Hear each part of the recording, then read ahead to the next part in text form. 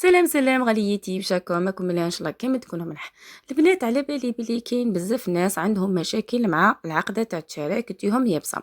اليوم جبت لكم طريقتي في عمل العقده تاع الشراك. جبت لكم واحد العقده بزاف البنات طريه، تخرج معسله اون ديغي درتي عقده تاع الزيريات ماشي عقده تاع الشراك. نبداو بسم الله في المقادير. ما تنسوش البنات تصلوا على النبي، اللهم صل وسلم على سيدنا ونبينا صلى الله عليه وسلم. هنا عندي 3 كيلات كاوكاو محمص ومطحون. ماشي كي تشرو البنات الكاوكاو تحكموه، تحطوه في الصينيه ومن بعد تحطوه في الفرن. في الفرن تحطوه ماشي قد ما يحمر، نو، قد ما تروح له غير ديك الخضوريه، واحد هكاك، واحد الخمس دقائق هكذاك، وتنحوه ترحوه رقيق رقيق كيما الطعام هذاك الرقيق، ماشي رقيق بودغ، لا رقيق كيما هذاك الطعام الرقيق. ومن بعد ديت منه 3 كيلات، وهنا درت كيله ناقصه اصبع تاع سكر عادي مع كيله ناقصه اصبع تاع ماء. تقيدوا بالمقادير البنات، لازم تتقيدوا بالمقادير. ومن بعد تحطوهم فوق النار حتى يلحقوا مرحله الغليان. قد ما يغلي الخليط فقط، وتبقاو تحركوا باش يذوب هذاك السكر. ومن بعد تحطوا هذوك 3 كيلات تاع الكاوكاو ديالكم. الكيله تكون معمره، الكيله تاع السكر ناقصه اصبع اندوا، والكيله تاع السكر ناقصه اصبع، ونزيدوا لهم 3 كيلات كاوكاو مطحون رقيق البنات.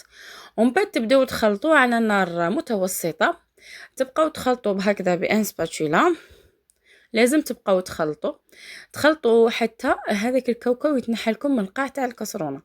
نفس العمليه نديروها في اللوز، نديروها في الكاوكاو، نفس العمليه هكذا كيما راكم تشوفوا. بقيت نخلط حتى تنحى لي من القاع تاع الكسرونه. هذه حاجه ضروريه، لازم يتنحى هذاك الحشو من القاع تاع الكسرونه باش تعرفوا بلي الحشو ديالكم راهو ناجح.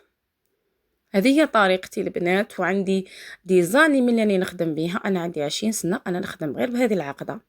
قبل ما قبل ما كامل الناس يخدموا بها، انا كي كنت نخدم بها ما كاش كامل اللي يعرفها. كنت كي نقول لهم العقده اللي طيب يقول لي اللي علاش العقده طيب، وهذه الوصفه قديمه ماشي جديده، برك عاودوا رجعوا ليها. انا قلت لكم عندي 20 سنه وانا نخدم بها وجامي نبدلها. هنايا درت نصف ملعقه سمن باسكو درت كميه صغيره. درت عطر المزهر، ما ديروش المزهر باش ما يجري لكمش.